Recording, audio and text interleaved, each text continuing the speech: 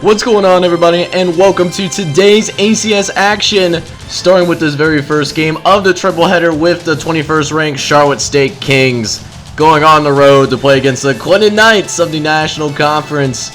As always, make sure you smash that like button as well as hit subscribe if you love ACSA content here on Maximum Football 2020. Let's go ahead and get into this game, starting with Clinton, New York. Getting the ball first to begin this game. Going to be a quick throw out to Morris, who does end up picking the first down for the Knights.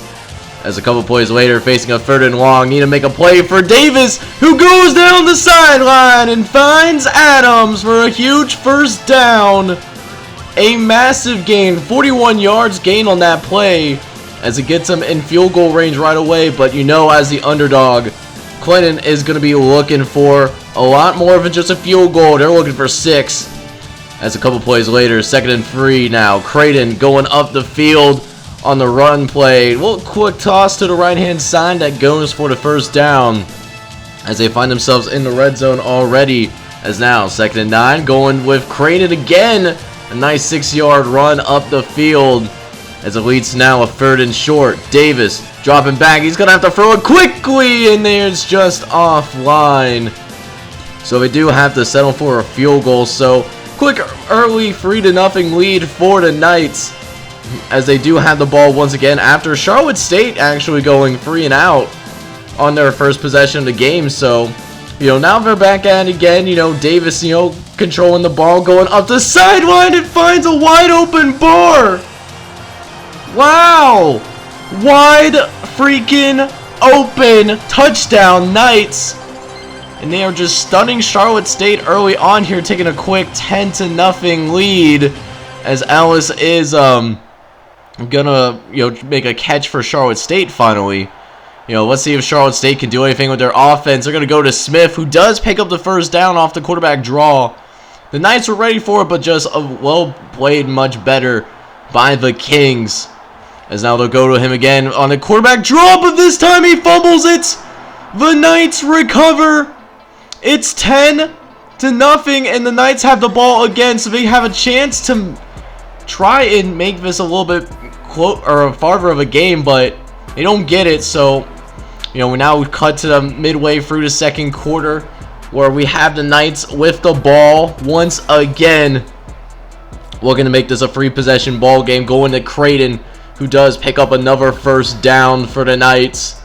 It's going downfield as we're approaching 4 minutes left here in the second quarter, as Davis looking around. He's got a very clean pocket. He's going to chuck this one for the end zone, and it's nearly picked off. There was a lot of coverage back there. Surprisingly, it wasn't intercepted, as now Davis will take a sack on the very next play, making it 3rd and long. Need a lot of yards here. Just got to make sure you don't turn the ball over, as Davis is going to scramble upfield. Gets close to the original line of scrimmage, but going to be well short of first down. They do settle for a field goal. So still 2-possession game here, as we cut to the second half. Not much going originally, but the Kings might have a drive here, as 3rd and 1. They go to Lyles, who makes a good cut upfield and gets to about midfield for the Knights.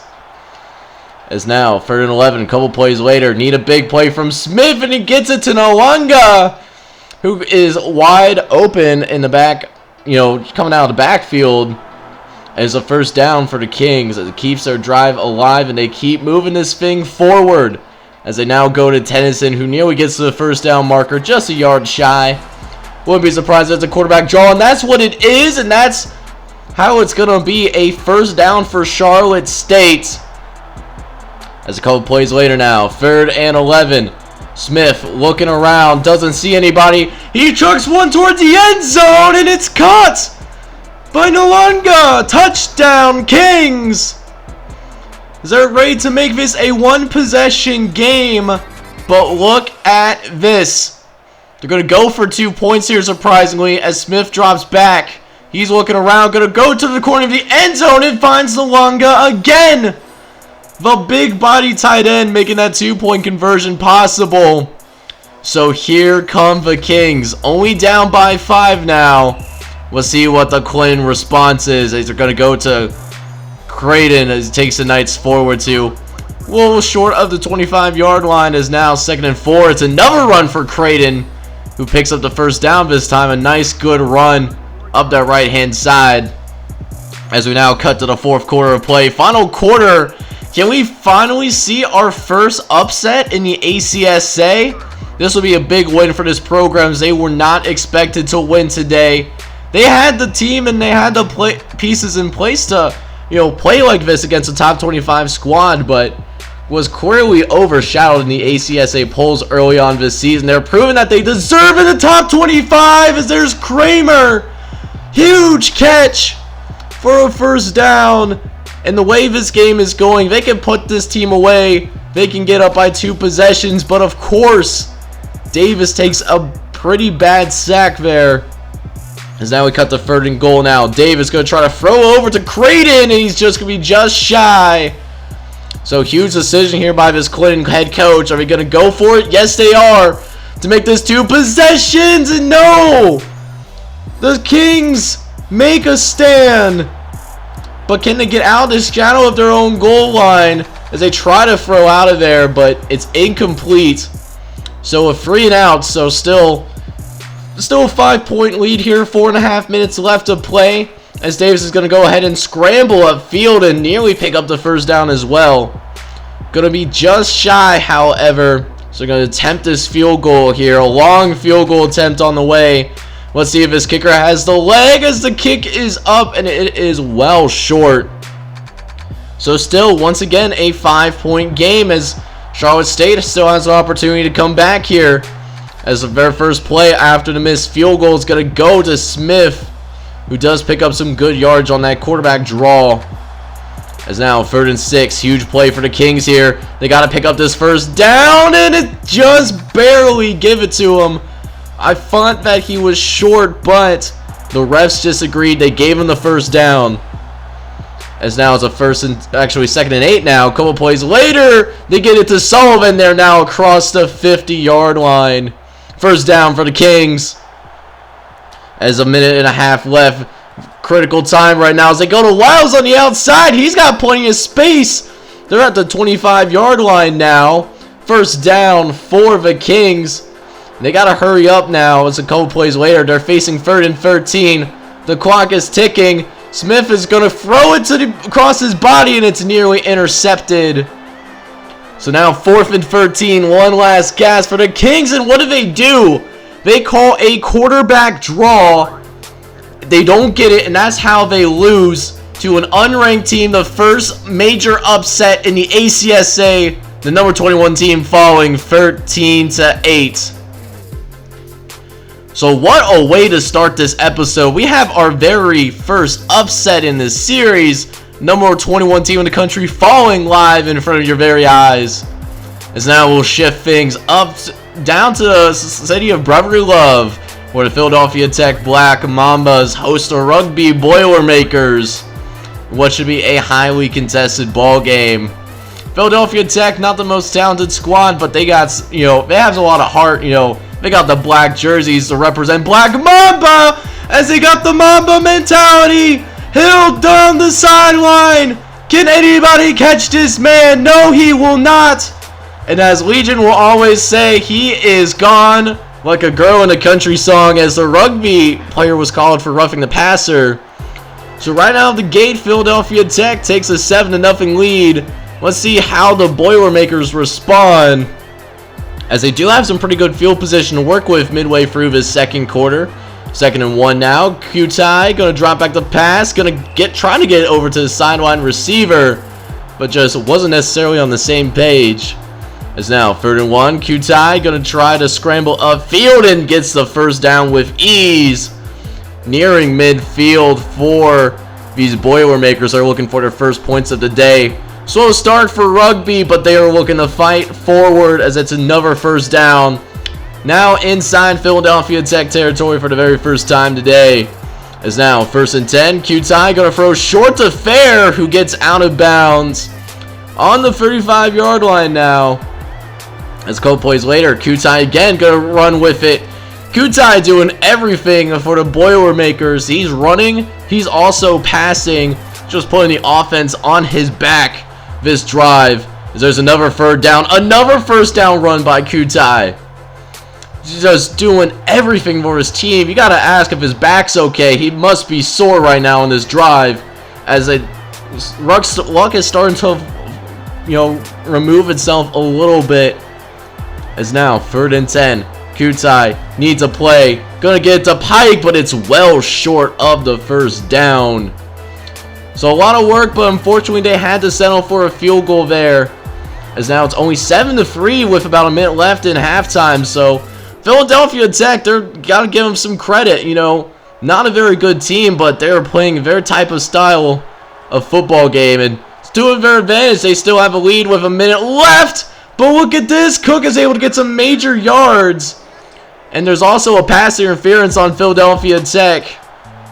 So they're now in the red zone with 30 seconds left. They can get some more points on the board potentially. As there is fair in the back of the end zone. Touchdown, Boilermakers. And with less than 30 seconds left, Rugby is able to take the lead going into halftime. As we'll know, rock and roll with the second half. And look what happens. Benjamin down the sideline. Can't be caught. Touchdown. Black Mambas. As they have no quit here. Philadelphia Tech retaking the lead. And look what's happening here.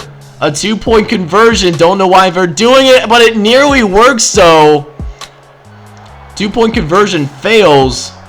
So Philadelphia Tech only up 13-10. As now Pierce is going to run down the sideline. He gets caught from behind eventually, but they're already across the 50-yard line. Rugby looking to take the lead back very quickly. It's now Kutai set to drop back, gets it to Muto, who picks up 6 more yards on that one. Nice gain by the passing gain. As Rugby's looking to take this lead. Let's see if they can pick up this first down. No, as there is fair wide open on that right sideline. Usually not a very good idea to throw across the body. That's exactly what happened there, as Kutai will now throw to the left-hand side. He finds Fair, who gets out of bounds quickly.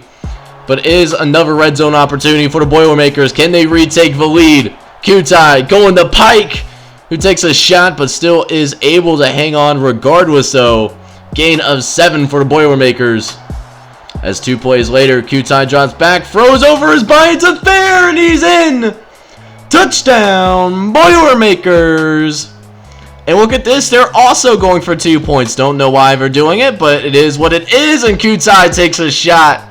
Will bounce back up, thankfully, but lost, couldn't get the 2-point conversion, so still only a 3-point lead for the Boilermakers. You think we'll see another, gutty win for Philadelphia Tech? As now, 2nd and 14, over in the middle to Peters. Gets back to the line of scrimmage and more. As that wraps up the 3rd quarter, so 1 more quarter of play. Rugby up by 3 points. Can they hold on and win? As Pike somehow gets the forward progress awarded to him. Probably not a very good call by the referees, but it's a first down anyways for the Boilermakers. As the Philadelphia Tech defense has to remain on the field. It's now 3rd and 11, going to Cook. Down the sideline, gets out of bounds, but crosses midfield once again. As they're looking to get some more insurance points to try to extend this lead. As Kutai is going to scramble upfield, he's got some nice running room and gets another first down. You'd love for him to slide down, but still picks up the first down, keeps the drive alive for the Boilermakers. It's another good run there by Kutai. Philadelphia Tech is sending a lot of pressure, give him credit for harassing his quarterback, but is able to somehow get out of it time and time again. Very elusive quarterback despite not being the most mobile. As now Kutai will throw over in the middle. That's incomplete as well. So now a couple plays later, 3rd and 5. Kutai has all the time in the world, can make a sandwich if he wants to, but instead scrambles and couldn't quite pick up the first down. Just 1 yard shy. They're just going to go ahead and settle for the field goal here to make this a 6-point game as the kick is up. And does he make it? No, it hits the crossbar. So the field goal is missed. A chip shot that should have been made, just not work out for the Boilermakers. It's still a 3-point game. And with a minute left, Philadelphia Tech has a chance to win. Can they get a miracle here as they go downfield, and it's intercepted by Bazakta as he's able to seal this game. Rugby able to escape in this season opener against Philadelphia Tech, pulling off the victory by a final score of 16-13 in what was definitely an ugly game for both football teams here in the second part of this triple header. So since we are in our final game before we go into week 2, let's go ahead and check out some other scores that happened around the ACSA. From up here, the Northern New York Freeze actually go on the road to play against the Eastern Wisconsin at Port Washington Hunters and beat them on the road 30-0. A nice performance for them. Meanwhile, Tacoma State puts up one of the highest scores of this entire week, beating Hawaii State 75-3. A blowout for Tacoma State. Look for them to jump to the polls. Meanwhile, we have a team in University of Alabama, Hoover, who has lived up to the #1 expectations, going on the road to play against Southeastern A&M, winning 81-3, the highest score of this entire week. Coming in at number 2, we had the Coastal Alabama Waves, and they looked pretty good in their first game. They beat Virginia Coastal 42-0. Meanwhile, UGBC, home of the Peach Panthers, the number 17 team in the nation, falls to Wilkes-Barre and Scranton, losing to the Regals by a final score of 21-12. But the thing is, that's not even the most shocking upset this week. Central Georgia A&M came in at number 3 in the entire country, and they fall by multiple possessions to the Virginia Christian Saints, losing 21-6. Meanwhile, some other scores to check out is Little Rock going on the road to play against Northern Virginia State and winning convincingly by a final score of 63-0. AJ Moore Academy also looked pretty good in its season debut, beating the Louisiana Central Black Bears 45-9. Meanwhile, Cibalo, Texas, they really are living on a dream because they beat Darden convincingly 36-6 in their opening matchup. Meanwhile, Bayou State, not to be outdone, played the Southern Virginia Danville, home to Scarlet Stain, and they put a stain on these guys, beating them 51-3. What an impression. Chattanooga Tech looked pretty solid as well, playing against the Las Vegas Aces in Nevada, winning 30-3. Meanwhile, Southern Alabama State came in at number 6 in the country, and they look like they can live to that expectation, as they did beat Thomas Jefferson College 36-12. Mississippi A&M is coming in at number 7 in the nation, taking on the Jackson Jackers, and they did not have a jack up their sleeve because they lose 48-6. Meanwhile, the Hanover Cadets look like they had severe discipline against the San Jose Dolphins as they beat that drum 42-3. Meanwhile, another upset, the third upset, at least major upsets this week, as the Lebanon Aviators, who came in as a top 10 team, lose to the St. John Jakies 18-12 in a defensive matchup. On the other hand, what's not so defensive is this Mid-Atlantic offense. They scored 59 points on University of Texas in Rio Grande Valley on the road. Keeping it in the Atlantic Shore Conference, we had the University of Warwick coming in as the number 4 team in the nation, beating City University, home of the Beaters, 39-3. Then we have Florida Tech at number 11, beating the Espanol of New England, hopefully I just said that correctly, 36-9. Herbert Hoover also looks convincing in their win against Modesto State by a score of 36-6 as well. Other blowouts include the southeastern coast of Florida playing against the University of Virginia at Virginia Beach, beating them 45-3 in a battle of, some very tropical teams, if I say so myself. And for the last game that I wanted to talk about that isn't going to be shown on screen for week 1, the Indian Trail Chiefs went on the road to play against the southwestern New Mexico Hellhounds and win 36-3. With that studio update now officially out of the way, let's go ahead and get into the final matchup of week 1 with the Capital of Tennessee Bulldogs going on the road to play against the Northern Virginia Angels. So with all that being said, it's time to cut to this game between Northern Virginia and the Capital of Tennessee. Capital Tennessee, this should be more of a tune-up for them, but apparently Northern Virginia did not get that memo because one of their first drives, they're starting to drive downfield pretty well, setting up field goal range. Let's see if they can finish this drive, though, is now 3rd and 5. Hamilton gets hit rocked from the outside. So 4th and 6. They're going to try to set this field goal up. Let's see if they can get the first points of the day as the kick is up, and it is well short. Did not have enough leg to get that off. So an opportunity to get points, but 3 points are left on the board thanks to that missed field goal. As now Capital Tennessee will take over now, as they're already at close to midfield. As a couple plays later now, 3rd and 5. Gray looking, gonna go upfield and find Steffens, who is able to break a tackle as well, and now finds itself just on the outskirts of the red zone. It's now 2nd and 8, going to Atkins, as there's a roughing the passer penalty called on Tyrone Wade. But it doesn't matter. It's a first down anyway for the Bulldogs. So they're looking to get the first points of the game, and it's a brick wall that quarterback tried to throw into. Not sure what he was thinking. Is now 3rd and 8. Gray dropping back, looking around, has all the time in the world to throw. As Gray's looking, he's just gonna run into the end zone himself. Touchdown, Bulldogs! As it's a 7-0 game early on. Doing what they're supposed to be doing right now. Just kind of chilling, taking care of business. As now the Angels are back on the field. They were named as a dark horse in the Sunshine Conference. You can see why. So it's a huge game on this Super South defense. They are not intimidated at all playing against the number 5 team in the nation. As they hand it off to Reed. Not related to Riley Reed, of course, as it's a first down for the Angels. Is now 1st and 10. Hamilton dropping back. Doesn't have much time. He's going to have to get it off and doesn't. Gets ramsacked by multiple Bulldog defenders. Just tore this man apart. As now it's a 2nd and long. Has to get rid of it quickly again, but this time it's better results. Getting it to Robinson, who takes a shot at the end of that play. But still a big first down for the Angels. As they're looking to tie this game. Gets it over to Vaughn. And gets some good yards too. A 5-yard gain on that play. So now 3rd and goal for the Angels. Hamilton dropping back, going over the middle and finds McDormand. And the Angels will strike back, and don't look now.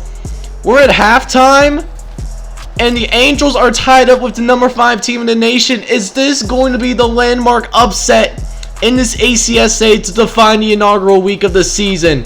And we're 1/2 away from finding out, and it's an incomplete pass up the middle. Just not great communication there. Is now 3rd and 2. Hamilton dropping back, going up the middle, and it's intercepted by Smith, who doesn't realize he has the ball and just stands still. I don't think he was expecting to get that pass. So now Capital Tennessee will take over, and Bland gets lit up in midair. Kind of like a guy trying to land in a contested zone in Call of Duty. Is now 2nd and 3, gonna go up the middle, and it's overthrown. Could have been a touchdown right there with a little bit more touch, but instead it's a 3rd and 3. Let's see what the Bulldogs do. Gray gonna scramble his veins to pressure, and is also able to slide down as well. So it's a first down for the Bulldogs. As Sean Gray has kind of struggled today, only 100 passing yards and 1 touchdown to his name. But, you know, starting to find some rhythm though, as it's a first down for the Bulldogs. So we're looking to start to find their rhythm here. Let's see if they can find the end zone for the 2nd time today, but no, they will not. Gonna be well short of the goal line. And so if they settle for a field goal, Capital Tennessee in this final quarter of play only up by 3 points right now. So we got to be worried about that. Regardless of what happens after this game, you have to be worried that you're playing a Sunshine defense and you only scored 10 points so far. We'll see how the polls reflect that, you know, going into next week. But now we got for now we have this 1st and 10. They still hold a 10-7 lead as Bland's able to find some space on the outside, but he fumbles the ball. Gotta work on that ball security, as the Angels have a golden opportunity to take the lead here potentially, as Reed does get him past midfield for the Angels. is now 1st and 10. Hamilton gonna throw quickly to Thomas, who's upfield, has had a little bit of space to work with. Does get caught from behind though. Is now 1st and 10. Hamilton got some time to work with. He's gonna go ahead and scramble though, and is able to slide down. Very wise decision considering the physicality of the Capital of Tennessee defense. Is now 3rd and 6. Gonna try to throw to his left, and it's nearly intercepted. That could have been very costly right there. As it's a 4th and 6 now. We're gonna try to kick this long field goal to tie this ball game. The kick is up, and it is well short. If I had just a little bit more leg on it, that would have tied the ball game. But Capital of Tennessee goes 3 and out though, so they have another opportunity here, you know, to get some points on the board as Reed makes some moves upfield, up to the 35-yard line. There is no quit in this Angels team, as Capital of Tennessee is simply at this point trying to hang on. And whether you're a fan of Capital of Tennessee or Northern Virginia, I think both sides agree that, you know, they're not looking like the number 5 team in the nation right now. Unless something dramatic changes. Here as Robinson takes a shot, but holds on for another 1st down for the Angels. As another upset bid might be in the works here. 2nd and 12 going up the middle, and it's incomplete. Not a very good decision whatsoever. Is now 3rd and 12. Hamilton has to get out of the pocket quickly and is gonna have to slide down. Well short of 1st down marker, but they will send their field goal unit out again. Can this kicker make a field goal today? The kick is up. It's no good. He misses that too. But again, another 3 and out for the Bulldogs, as they are just, neither team wants to win this game. Let's be honest. Capital of Tennessee trying to gift wrap this game to Northern Virginia, and they have not taken advantage yet. It's now 2nd and 9. Hamilton looking, going up the middle, and it's dropped. It's a dropped pass, and now it's 3rd and long again. Let's see what they can do. Hamilton dropping back. Gotta get out of there. Able to evade the pressure and able to at least get closer. 4th and short though. Let's see if they'll go for it. And no, they're sending the kicker out once again. The wind is on their side. Can he make a field goal? The kick is up. And it's missed. It's missed again.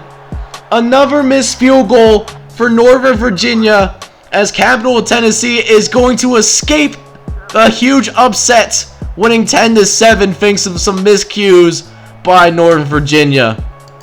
So with that being the final game for week 1, it is time to put a wrap on this first week of the season. Next episode will be dropping this time tomorrow, where I will be doing a recap of this week, showing the top 25 matchup, taking a look at some recruiting news and other news around the ACSA, as well as 10 games that will be shown on this channel here for week 2. So it should be a good one. So if you enjoyed today's video, I highly encourage it if you smash that like button, as well as hit subscribe if you happen to be new. This is John J Gaming on the mic, hoping you all have a wonderful day. Take care, everybody.